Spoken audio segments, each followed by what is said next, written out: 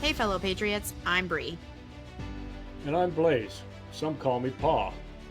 It has been said that we have 4 boxes to keep ourselves free. These are the soap box, the ballot box, the jury box, and the ammo box. And we are the 4th box. We are here to arm you with enough information, resources, and skills to take back your freedom, increase your self-sufficiency, and inspire you to join in the fight against tyranny. Thomas Jefferson said, "Eternal vigilance is the price of liberty." Thank you for joining us and for joining in this fight. Welcome back to the 4th box. Okay, everybody, welcome back to another week here at the 4th Box podcast. Happy to be coming to you with another guest who we're going to be introducing momentarily. Before we get started with that, how's it going, Pops? How's this week? Anything to report on before you get us started? No, all's well. It's been a whirlwind so far this year. Lots of things going on, lots to talk about. We are very excited tonight with our guests that we'll be bringing in here momentarily. I think it's a topic that needs an extreme amount of attention, and we'll get into that momentarily. Before we do, we would like to welcome all of our listeners back. We are coming to you once again, the 4th Box podcast from our virtual Buckman Tavern. And for those of you who don't remember, the Buckman Tavern is that historical spot on the Lexington Green where on April 19, 1775, the shot heard around the world, starting the first American Revolution, occurred. So we come to you from our virtual Buckman Tavern. It's a place that patriots gather. My toast tonight, I wanted to toast the sheriff's offices out in Pinal and Cochise County, Arizona, who after some investigative and some really good work out there, they have liberated an 8-year-old boy from sex traffickers. And there's an awful lot of that goes on in the Southwest. And I just wanted to raise my glass tonight in salute to those officers out there that were involved with recovering an 8-year-old boy, of all things, that was being sex trafficked. So a big hats off to those folks.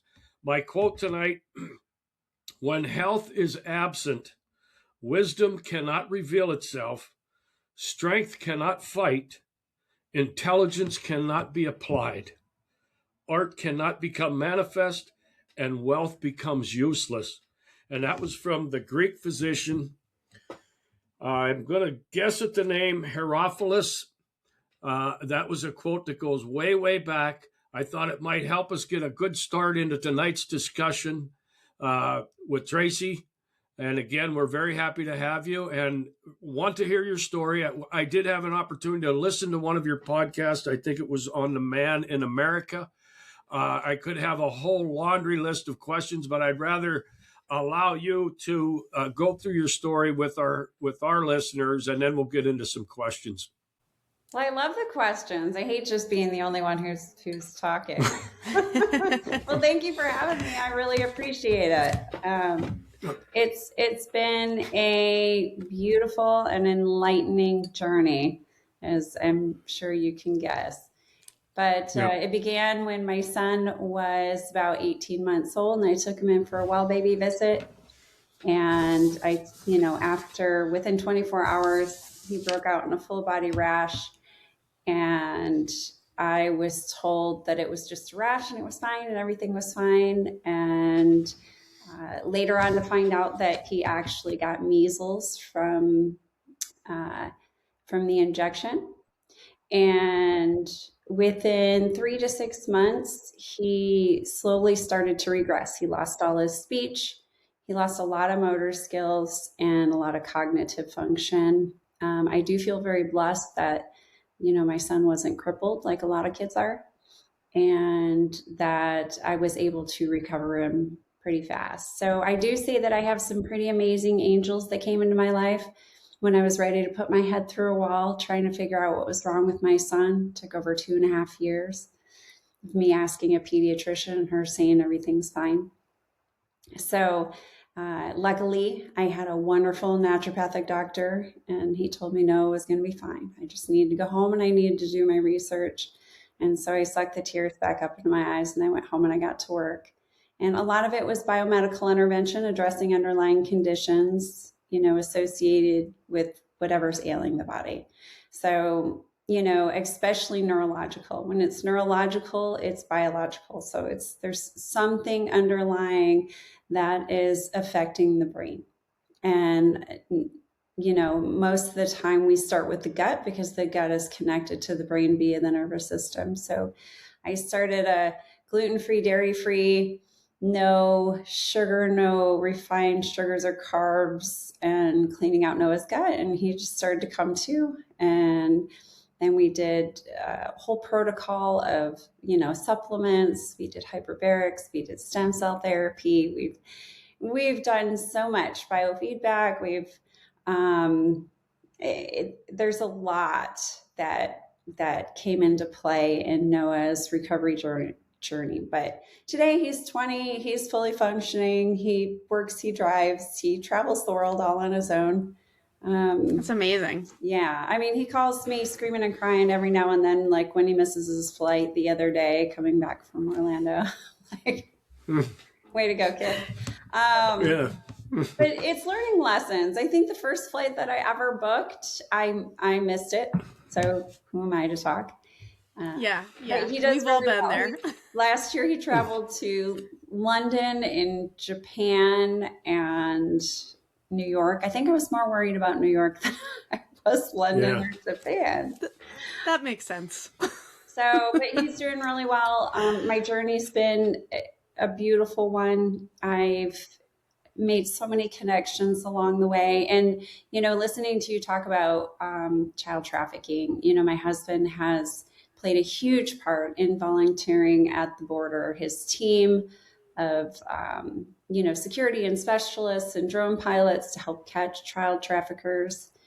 And, there's a lot going on, and hopefully, he's given a contract to help find these missing kids. He actually submitted a proposal, and but it's been a wonderful journey, and I feel very blessed because my kid is doing so well, and I'm able to help so many other families along the way.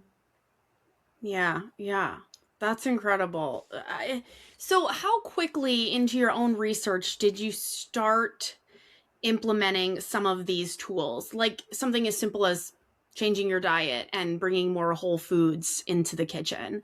Was that something that you were able to find right away on your own? Obviously, it doesn't sound like it was the pediatrician's first recommendation. It wasn't a recommendation at all.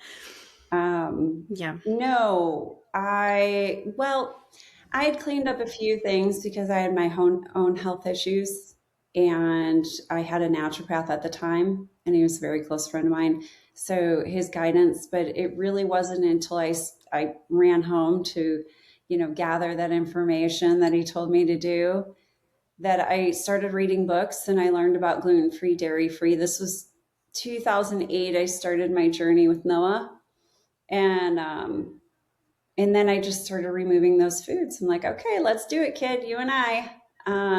So no gluten, no dairy. And then eventually when we got his stool test back, no refined sugars or carbs. And we were very strict on all of it for at least a year to clean out Noah's gut. There were toys in Easter baskets, no candy, no birthday parties. And Noah didn't really like cake anyway, so it didn't matter. Yeah, that helps. And it's, the outcome was phenomenal. People used to think that I was a little to the extreme. Now everybody's a little to the extreme, so I fit right in. Nice. And Yeah. It worked. I'm like, I don't care what you say. This guy said that my kid will function again. So I think I'm going to listen to him. I'm not going to follow what you have to say. But I did. Yeah. And I set a clear intention that my kid was going to be a fully functioning individual someday, and that he is. And so I am my word. Yeah. Well, that was probably the biggest component behind all of it, was that you in your mind had already set the goal and you were not going to stray from that. And I imagine that a lot of the parents that find themselves in this situation maybe are so overwhelmed that they don't have that clear set path in front of them, it makes it harder to stick to these goals if something like changing the diet is something that even crosses their mind at all. Yeah. There are parents that will dive in head first, and they will do the work. They will travel near and far. They will go the distance. I mean, we were having financial struggles, but I bartered for treatments. I negotiated. I sold everything I owned, everything that Noah needed to do, right down to me and my husband short sailing our house to take him to the Ukraine for stem cell therapy in 2012. And, it's so when a parent comes to me and says, oh, well, I just, I can't, that's hard. And that's a lot of money. And I'm like, well, I'm sorry, you're talking to the wrong parent. So I wish you well. You're on your own perfect and beautiful journey. God bless you. But I got other parents to attend to that are willing to do the work. And there, I had a family come stay with us, and she's right in front of me. She's feeding her son. It was Captain Crunch and like Yoplait yogurt, like strawberry yogurt, which is full of high fructose corn syrup. And I'm like, this is a clear example of why your kid is sick. But I don't hold back. I'm an honest person, but I come from a loving space. I don't come from a judgmental space, and I do not judge. If that's what they want to do, then that's their journey. But I don't have a lot of time to spend with every single parent who that I have to talk into doing something. So yeah. Tracy, I'm really curious. This is so prevalent today, and you hear about it so often. And it seems, were you a bit of a vaccine skeptic going in, or were you fully open to what was standard protocol? And what was the trigger then to say, whoa, something has really gone off the rails, I'm going to start digging into this? At this point, it seems like you're the most proficient expert that I've ever listened to talk about how to reverse a very negative thing that we see going on all over in society today. But somehow, how did you become receptive to the notion to move away from the traditional medical path that most of our children would have followed? So what you have to understand about me is I am previous military. So I've had my good fair share of vaccines. I think in the first 3 months of my military career, I received 17 and a flu shot every year after.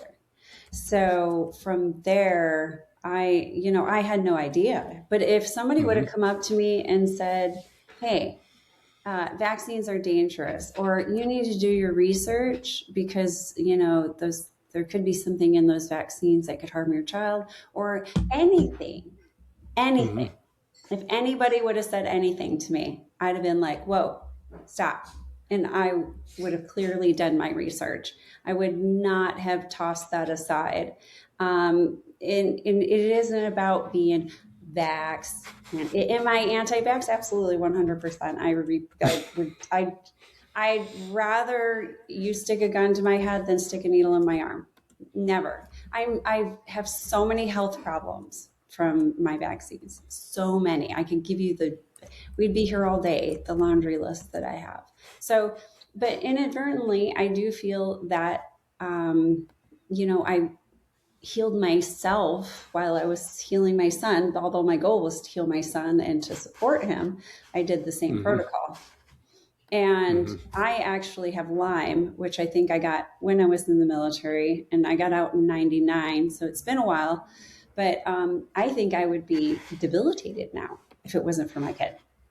So I think God definitely knows what he's doing. And, but I would have been so open to any feedback, anything. He was my first and only child.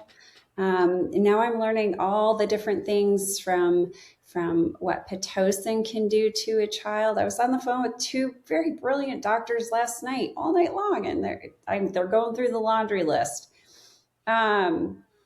Everything that that these kids are exposed to.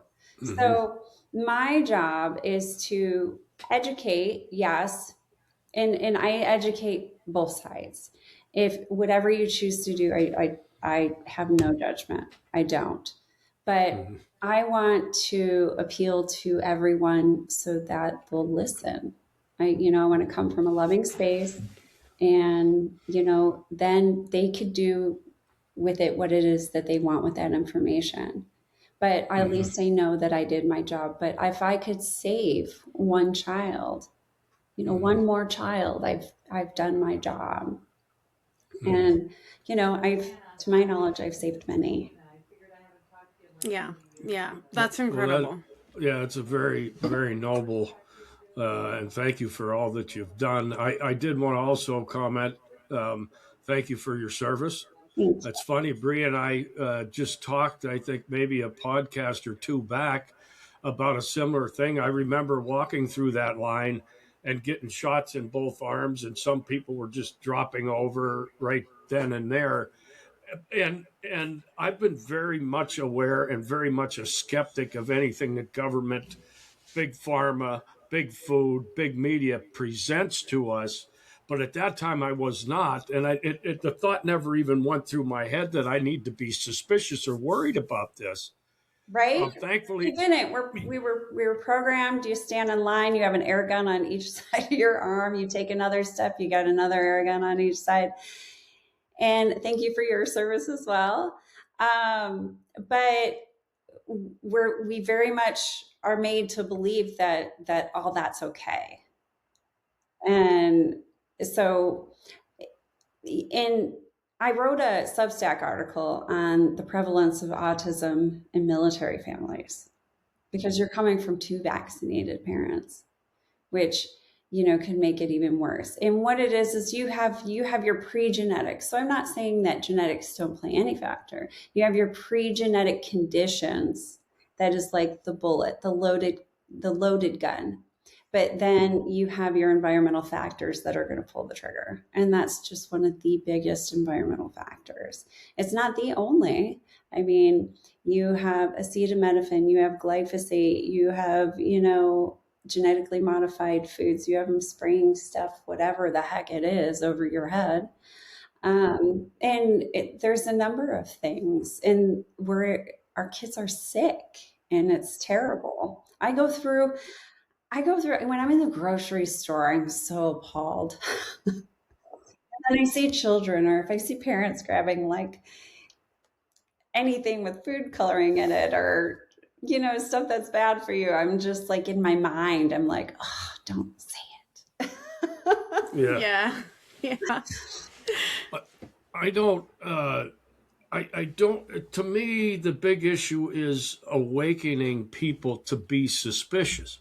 I think anybody that is receptive to being suspicious, we have a chance to bring into the light.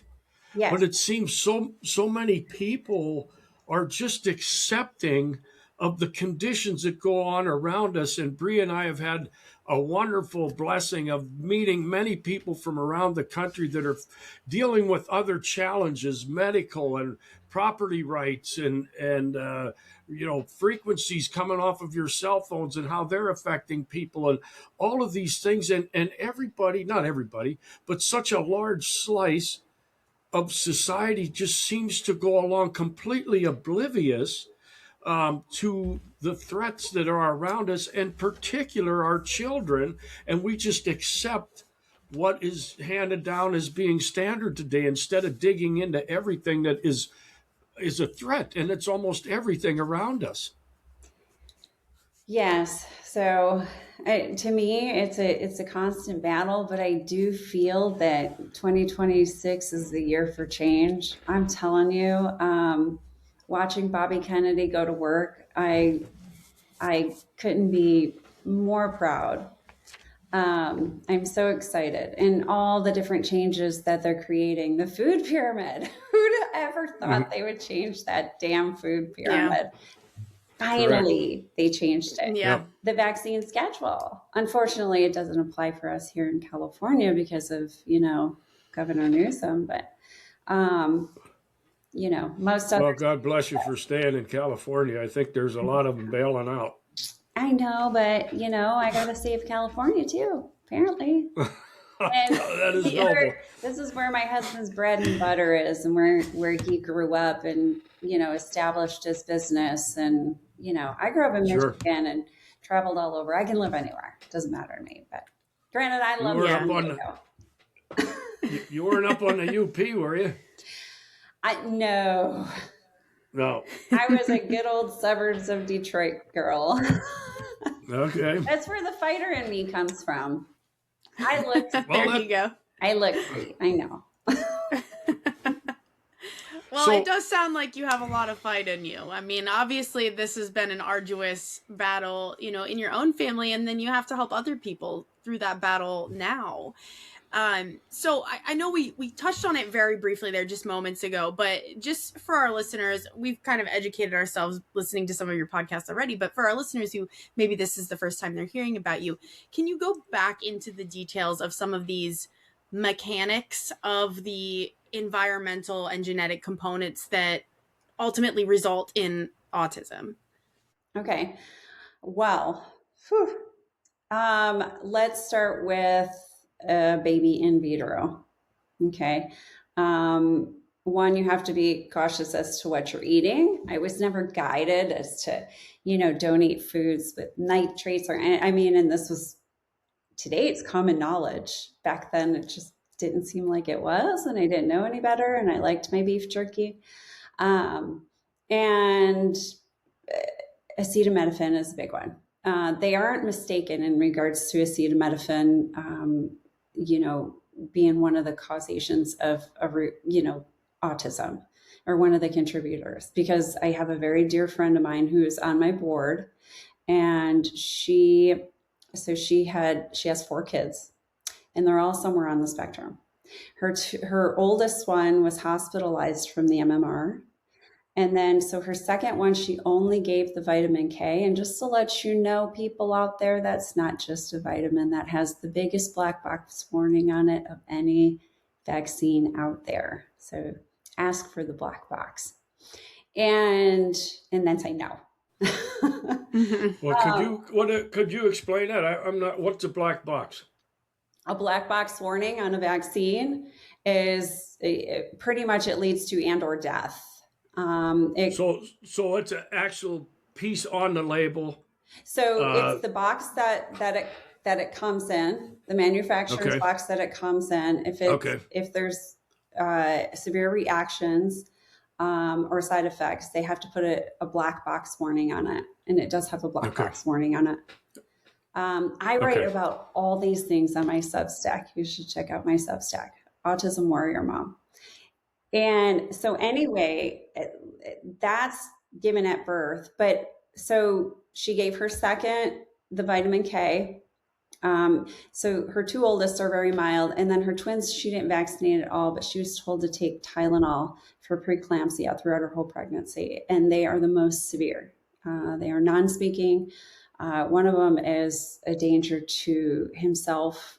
She has to have one eye on him constantly. So yes, I've seen it all. And then Pitocin apparently, according to the doctors that I spoke to last night, said that there's something in it, that the part of the brain that affects connection, and it disrupts that part of the brain. Pitocin does to that bond between, whether it be mother and child or anyone else for that matter. So it makes them disconnected. Pitocin, there's any number of drugs or whatever else that they put you on, and flu shots when a mother's pregnant. Definitely no COVID shots. I don't recommend those at all. And I don't recommend any vaccine. Let's go there.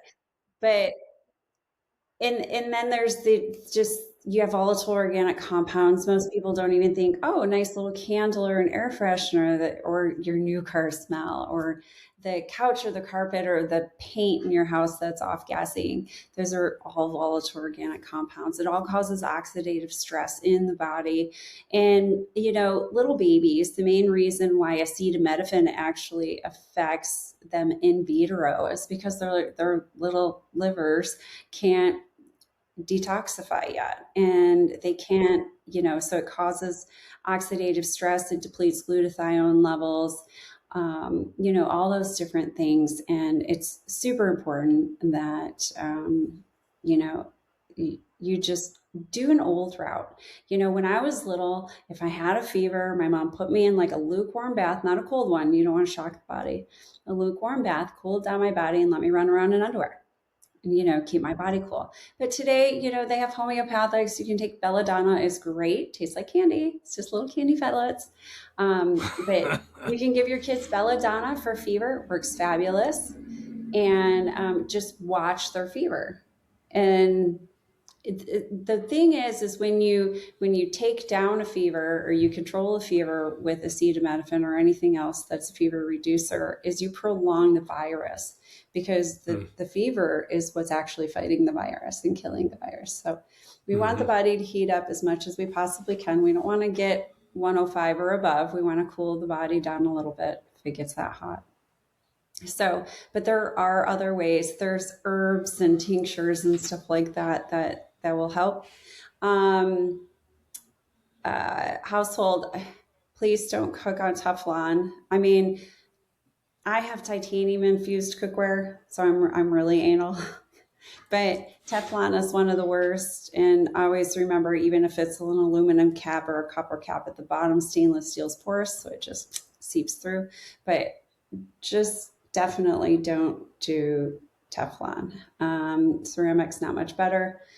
And there are some other things out there, but there's so much in the household that we don't even realize. And food, you always want to make sure that your meat is grass fed, not even necessarily organic, but grass fed, and that you follow the Dirty Dozen Clean 15 list if you don't want to buy all organic. You can go to ewg.org and they have the Clean 15 and the Dirty Dozen. To eliminate those things. Glyphosate is, it's really hard to get glyphosate out of it's in everything. It's in the air you breathe. It's definitely in non-organic food. High levels in coffee. So all you coffee drinkers out there, so removing those types of toxins, eating right, air purifiers, make sure. I can't tell you, in one day, I've had 2 moms reach out to me and tell me they have mold in their home. So then you have mold exposure. So if you ever have a leak, make sure it's properly remediated, not by ServPro. My husband was once a restoration contractor, so I know. And that it's contained, but mold is a big issue in these kids. Lyme is a big issue. And a lot of these kids actually have Lyme. I have Lyme. And I'm most certain my son does too, but I don't want to do the test yet. And it's not just a regular blood test. It's not when you go get your regular blood work or they say, oh, I'm going to throw Lyme in there, because it's always false negatives. There's a few different, I went through Vibrant. They have a Lyme test, but you have to get a specific Lyme disease test and have that properly run. Finding out all these other things, but also cleaning up in the environment as much as you can. If you want something to, scent your home, get some nice organic essential oils and, some water, diffuser. And there's just so many different ways. Water. I always filter the water that goes into my home, and then I use a secondary filter to filter what I drink. So I you don't want it too alkaline, because we need acid in our stomach. regardless of what they say. And then you don't want to keep filtering it like with a regular filter. You want a regular pH, because then it'll make it acidic. So you want a normal pH of about, 7.5, right around there, of drinking water. And I have a hydrogen machine, but there's so many different things that you can implement into, living a healthy lifestyle. And I say, number one, don't vaccinate. Go out and get sick. Remember back in the days where our parents would be like, go to the chicken pox party. Go get it, get it over with. I had measles as a baby. I lived. I'm here to tell the story. My sisters had it too. So it's super important that God gave us this, wonderful body, and there's a great mechanism in there that once you get the virus, you automatically become immune to that virus. So, and the problem with vaccines is you can't make a vaccine safe and effective, because if it's safe, you're going to remove the toxins that actually kick in the immune reaction. And, then, remove those who have less effectiveness, which I'm curious to see how that flu shot thing is going to work when they remove the thimerosal. So, not that flu shots worked anyways. I don't know about you, but every year in the military, when I had to get the flu shot, man, I got the worst flu. So it doesn't matter. I don't ever remember getting any shots past the initial round. Well, I was only a reservist, so I don't know that we ever were. Okay. Yeah, I was active duty, so I remember it was right before I went home for Christmas. Every year, mid-December, I always had to get my flu shot, and then I went home, and my mom's like, "Why are you sick at Christmas every year like clockwork?" And I never put two and two together. I just didn't. I never put two and two together that every time I took my kid to a baby visit, he got super sick and was crying like a banshee after. I was told it's all normal. Right. Yeah. Right. And I wanted, if I could, Brian, I know you probably had some questions too, but you mentioned a couple of compounds, and I'm not acetaminophen, and then there was another one that you had mentioned. Could you give a real quick summary of where those things are found most common? I mean, maybe there'll be some young moms that are listening to the show, and if we could tell them to avoid this and that, maybe we can help somebody just through the broadcasting of this show. Awesome. Acetaminophen is mainly in Tylenol, but it is in NyQuil, Dayquil. It's in any type of like flu medicine over the counter. It's only in one kind of Advil, which I think is a multi-symptom one, but I don't know if they sell that anymore. So Advil and Aleve are typically free of acetaminophen, but there is the one kind of Advil that does have acetaminophen. Motrin is Motrin. It's ibuprofen. So that's different. But, those Tylenol is the main number one, but it's in every flu and cold medicine. Sure. And, you can go and you can ask for a sinus medicine and say, I want one that's acetaminophen free. There are some. Okay. Then how about the glyphosate, I think is what you called it? And glyphosate? There was one in the middle. Okay, so glyphosate is Roundup. And it's in everything. It's everywhere. It's in the water system, it's in the air. It's because that's all they're spraying on crops, right? And that it's just, it's going to be airborne and it's going to get around. But glyphosate is a really big one. Yeah. There are other chemicals that they spray that are just as bad too, but sure, the number one. But coffee seems to be you mentioned coffee right away. So coffee, if you don't buy organic coffee, it's full of pesticides. It's like high because of the production and so forth. They're spraying all this stuff on there so that it's passing right through to the end user. Yeah, unfortunately. Okay. Yeah. Well, that's a tough one for some of us, the coffee. No, I buy I'll have to look. organic coffee. Listen, Okay. don't drink Yeah. Starbucks. So apparently, first of all, here, let me talk to you about Starbucks. Starbucks is triple filtered, so it's triple acetic. And then the lining of the cups are full of microplastics. So the cups are no good. And then their coffee is loaded with pesticides.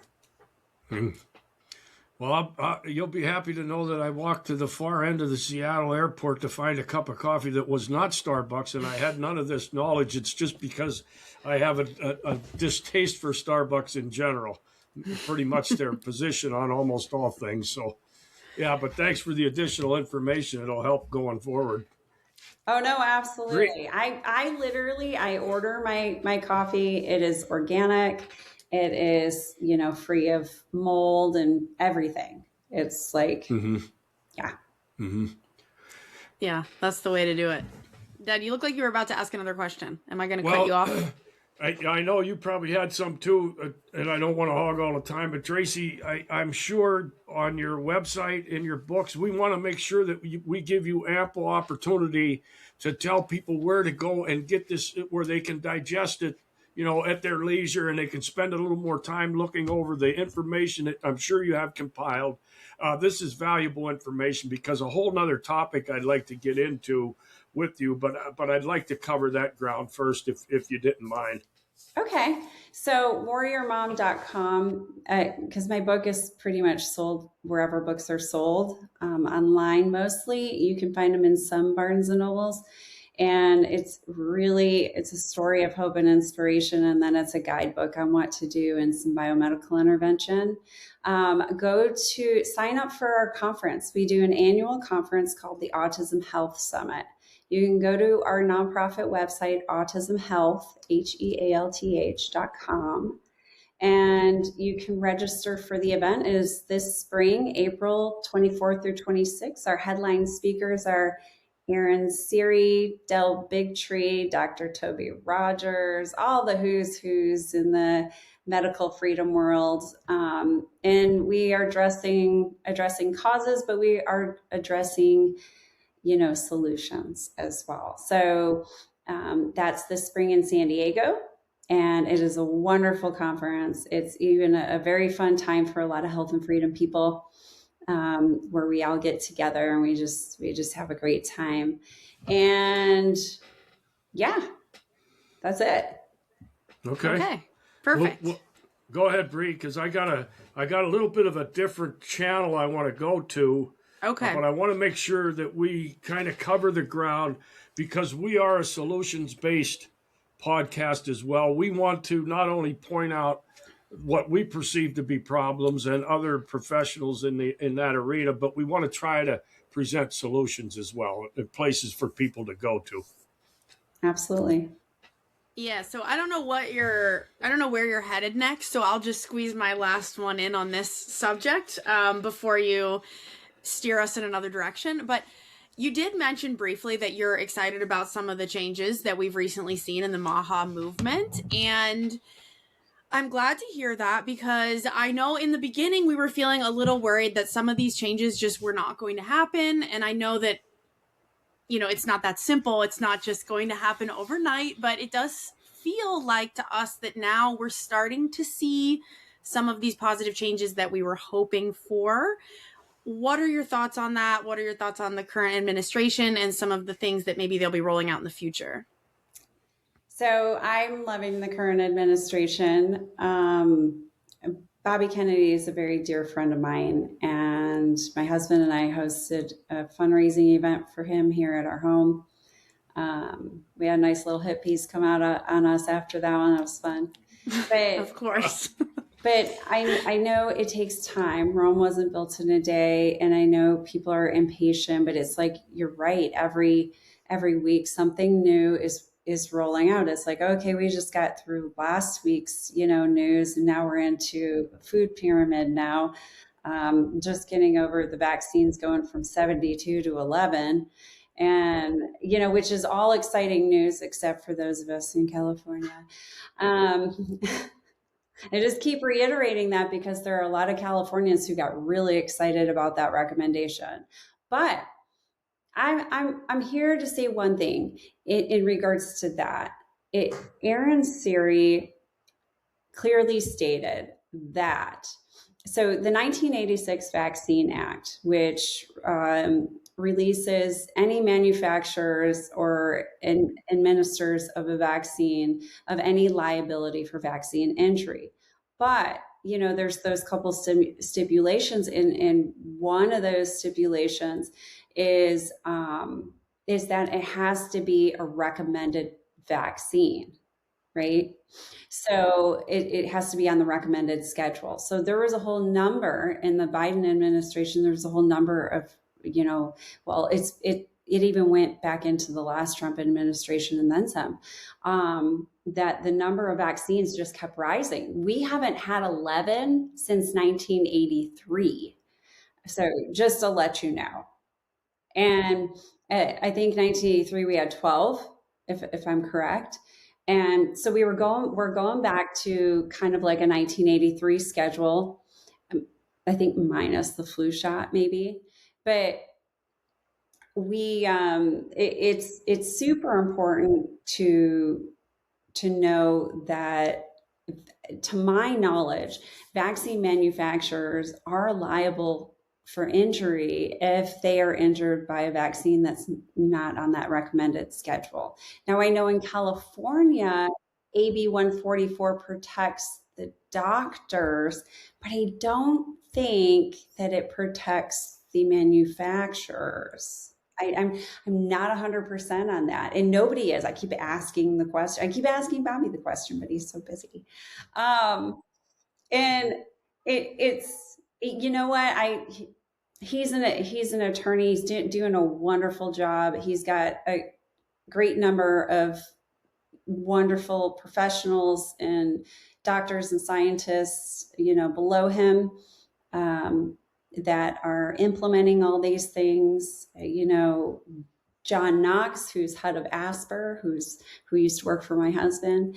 You know, a lot of stuff comes from ASPR, and you know, it just, Bobby's the spokesperson, but it's wonderful what's happening. So each week it's like something new. Yay. Yeah. It depends on which side you're on, of course. I'm not on the side of where I'm going to pop a whole bottle of Tylenol because I hate Trump or something. Right. Yeah. That was a crazy experience to watch. I want people to also know one thing.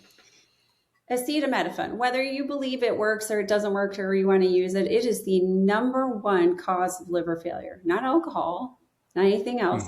Acetaminophen is the #1 cause of liver failure. And there are over 1,000 published studies in PubMed on the dangers of acetaminophen. So don't believe me. Yeah, no, it's really good to know, because I do think that's a hard pill to swallow, bad pun, but I do think that one is hard for people to get rid of, because it's just always there. It's so convenient. It's so easy. And that's the problem with most things. Yeah, there you go. We'll put that in the show notes for people to find. All right, Dad, where were you going to take us? Well, I did have a couple quick questions related to Tracy's last description there. Does California have more than what was nationally required? Or are they walking lockstep with what the national requirement was? So they're sticking to the 72. Okay. Yeah, and then, they're not changing it. I can't be 100% sure, but I also think that they also recommend the flu shot as well. I don't know about COVID, honestly. That tracks. So then what do you think about the remaining 11 or 12 that are left? Do you generally have a level of acceptance with those, or you think they should go as well? Oh, no, I think they all should go. Yeah. Herd immunity. I'm all for it. No. Okay. Here, let's talk. Well, measles, mumps, rubella. First of all, I promise nobody dies from the measles unless it's, you know, related to something else, or they have some other underlying condition, or they got some sort of bacteria from a hospital and then the news wanted to blame it on the you know, measles outbreak. There are a lot of, especially I mean, hip, DTaP, those are dangerous. DTaP puts children in wheelchairs, takes their lives. Same thing with HPV. There's so many teenagers in wheelchairs from the HPV vaccine, and it doesn't prevent, human papillomavirus. It actually, there are women who have gotten it from getting the vaccine. So, and it's not to say, and polio, I'm here to tell you, every case of polio reported in the United States since the 1970s is vaccine induced. So it comes from the vaccine. So polio doesn't really need it. We don't need it. It doesn't exist. Don't need it. But people are going to freak out. Oh my God. And polio saved lives. No, it didn't. Polio did not save lives. As Kennedy stated before, the rate of polio was actually going down. You want to know why? Because they were cleaning up the water system. Thank your plumber. Don't thank your big manufacturer. And all these different things, you clearly see the decline in the virus, and then they implement the vaccine, and then it just goes back up. So it's not that these vaccines are saving lives. Polio, when it first came out, within the first 30 days, I think it was over 200 people were crippled from it, and several died as well. And it was removed from the shelf within 30 days because it had semivirus 40 in it, which is a carcinogenic. And who's to say that hundreds of thousands of people who received it around the world didn't get cancer from getting the polio vaccine? And then COVID's also got semivirus 40 in it. And nobody knew about SV40. So who's to say the damage that caused? So to me, polio didn't save lives. Kennedy said in a video recently, when you show me, so you might have one person that dies of a virus, right? But then does it really outweigh all those people who are injured from the vaccine? I mean, it just, yes, there were outbreaks back in the day. And there are many different ways that we can treat illnesses once we get them these days. There are. Mm-hmm. Now, getting on a ventilator isn't one, that's for sure. But telling you, it was like mass medical murder during COVID. I agree. And my husband got put on an emergency list, and they're like, contact Steve if you're in trouble. Oh my God, we go to over 100 phone calls a day of people whose loved ones were trapped in hospitals. I just wrote a book review for a friend of mine I don't know if you ever heard of Scott Scacera and his story with his daughter, Grace. Oh, sad story. So his daughter, Grace, 19 years old, she had Down syndrome and she got COVID. They took her to a hospital. They tried pumping her with all kinds of drugs. The parents said no. They refused to put her on a ventilator, and then they kicked the parents out of the hospital. To make a long story short, they gave her lethal doses of drugs that would kill anybody. And slapped a DNR on her, a do not resuscitate. So they had to watch a video screen their daughter die. And so it was the first case to actually go to to Supreme Court. And it's so sad that, and it was clear, it was clearly documented, clear data that the medications that were mixed should have never was a deadly cocktail, and then the levels of the medication were deadly. It was just sad. So things like this happen, and then I do want to say another thing. You go into a hospital, I do want you to know to read that contract that you sign like a fine-tooth comb, and you don't have to sign it. You don't have to agree to it. You can cross out whatever you want in it, but anything that says biologics, therapeutics, or anything to the sort, that means vaccine. So they're disguising those words, and they are over-medicating people, especially special needs and the elderly people. So, Tracy, this sets up where I wanted to go. with this conversation, because to me, if the medical professionals or the pharmaceutical companies, they recognize that there are these kind of risks associated with it, but they continue to promote it and they continue to push the legislative body of this country, that being our Congress, to mandate this stuff. It seems to me very obvious that there is nefarious intent to cause harm. And maybe this is an area that you really don't want to go into, and I don't, but if you don't mind, talk to me, because we talk about it all the time, whether it's the education system and the border and the what do we call this stuff, Bree, from all the microwaves and the cell phones and all these waves and things. EMF. It seems like we are under assault on every all fronts. We are under assault, and many of these things, I think, are known to the scientific community. They are known to our legislative body, and they continue to push on people what appears to be conditions that are terrible for our health. They're putting people in wheelchairs. They're killing people.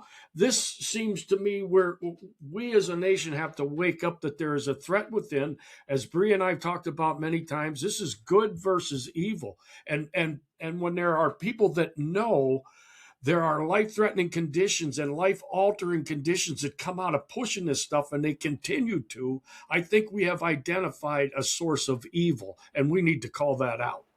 So I also wrote a Substack right around Christmas time, good versus evil. You got to read that too. So autism, warrior. Okay. Yeah, it's. I got there is.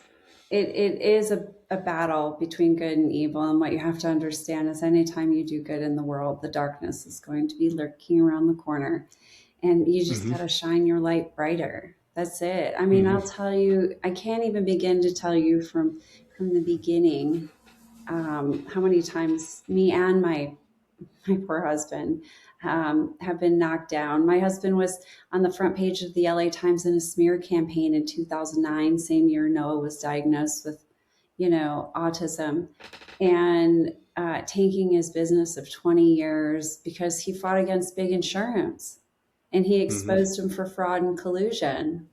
And I mean, I thought he was crazy, but in over that article, we lost his business of 20 years. Our house went in foreclosure. I was bartering for treatments and negotiating and selling everything. And I'll tell you, it humbles you. It humbles you. And I wouldn't trade it for nothing, because I think to myself, I'm like, wow, I really was a warrior mom, because I didn't allow those things to stand in my way. And my husband didn't allow that to stand. He was knocking doors, consulting for cash jobs. Sometimes you just got to do what you got to do. But it is very corrupt. It's sad. When my husband comes back from working at the border and he's got tears streaming down his face, and, he's a pretty tough guy. And, or when he goes to Israel and he sees a little boy who's been shot in the face, and he looks up at Steve and he's like, are you the superheroes that are here to save us? And I'm like, we think we honestly have it rough here, or, a lot of the liberals think this is a horrible country. Well, good luck living in any other country, because it's still the safest country. Yeah. But it's sad. I do believe this election is going to be big. Will California get over the cheating aspect of it? I honestly don't know. I know we're here to fight. Now we got Elon Musk fighting with us. So we can't, if we walk away or we go to another state, who's to say that state's not going to go blue too? So we just keep doing what we do. And, I lead 100% from spirit. And I just let spirit guide me when I talk, when I, even when I approach a parent or a pregnant woman. I I have no problem talking to pregnant women all day long. I'm like, would you like some friendly advice from a mom who just cares, you know? And I haven't done anybody, you know, I carry my books around with me all the time too when I travel. And if I see new parents, I'll be like, hey, would you read this book if you knew that someday it might save your child's life? And I haven't had anybody say no. So. Hey, Tracy, if I could have one more technical question about this, I could go on all night, I think. Are kids more apt to be born with this condition, or is it something that has happened once they're exposed to this whole regime of vaccines, the autistic path? So you have a lot of these pre-genetic conditions like MTHFR, mitochondrial disorder, a lot of those things that predispose them to environmental injury, right? And that could be in the womb, and that can also be after childbirth as well. But I believe 100% that autism is not genetic, that it is biological. There's a biological, you know, answer for it. Now, are they all the same? No. When you meet an individual with autism, you meet an individual with autism. They all individually have their own different underlying conditions, quirks, pre-genetics, so on and so forth. Most of them have MTHFR. I do, my son does, any family I've ever met with an autistic child, they have MTHFR.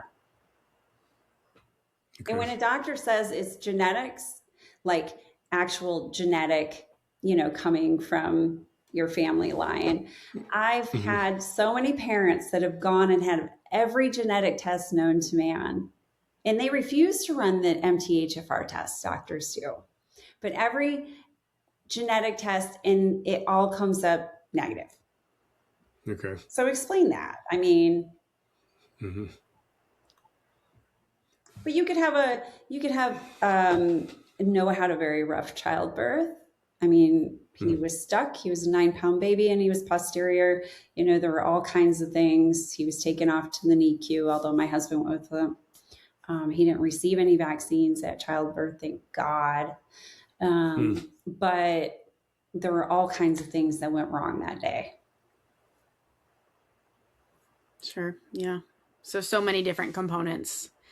Does your book talk about autism in a way that is setting parents up to sort of maybe prevent it in future children, or if you have an autistic child in your family, how to help navigate, make things a little bit easier, make them a little bit more functional in life? Is it kind of a mix? Yep. So it's in 3 parts. The first part is my story, and it's a story of hope and inspiration and, you know, a mom on a mission.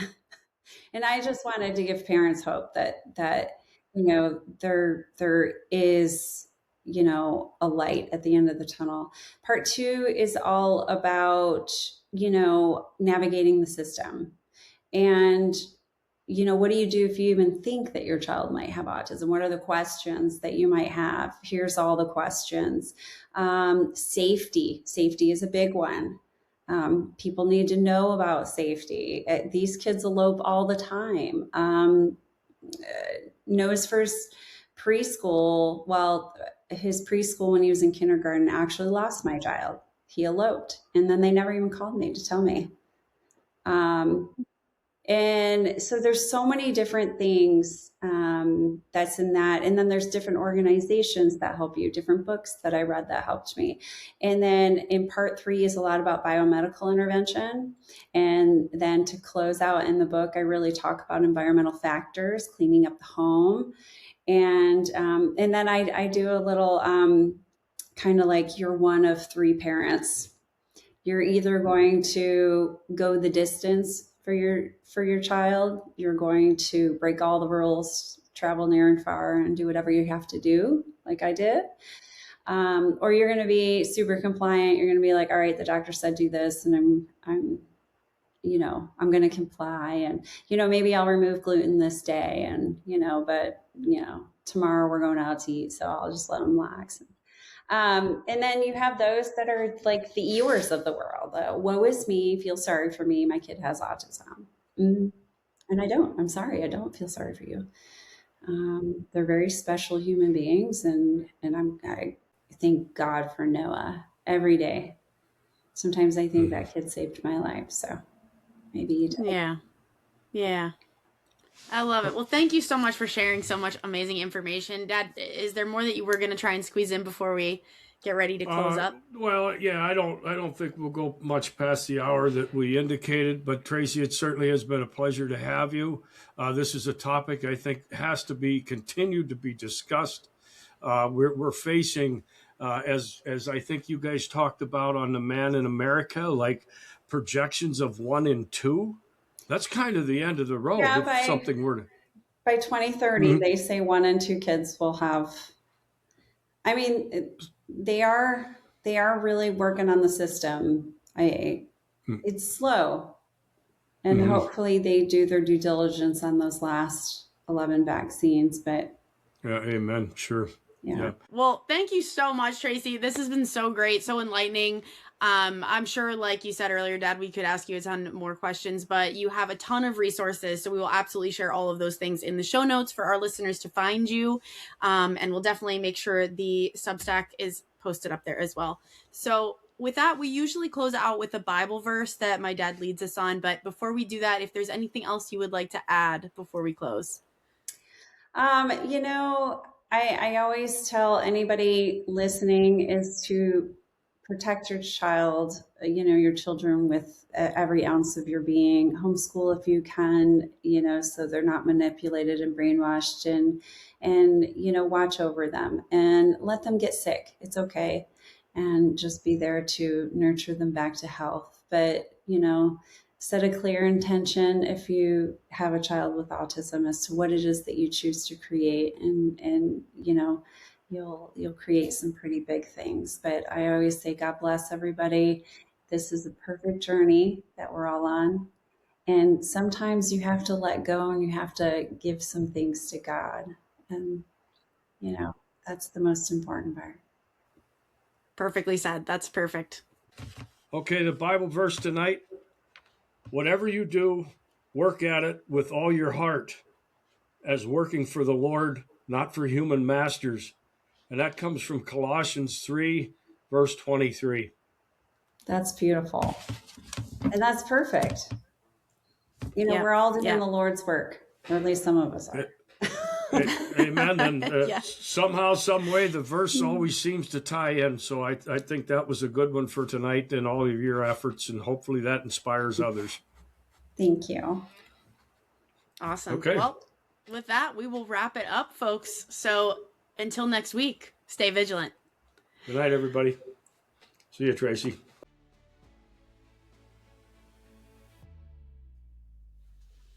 Thank you so much for listening. We really do appreciate the support and truly love getting to share this message with anyone who wants or needs it. The best way for you to support the show is to subscribe, add a rating, and share with everyone you know. You can find us on Instagram, X, and at thefourthbox.com. We'll see you next Thursday at 6 p.m. Stay vigilant.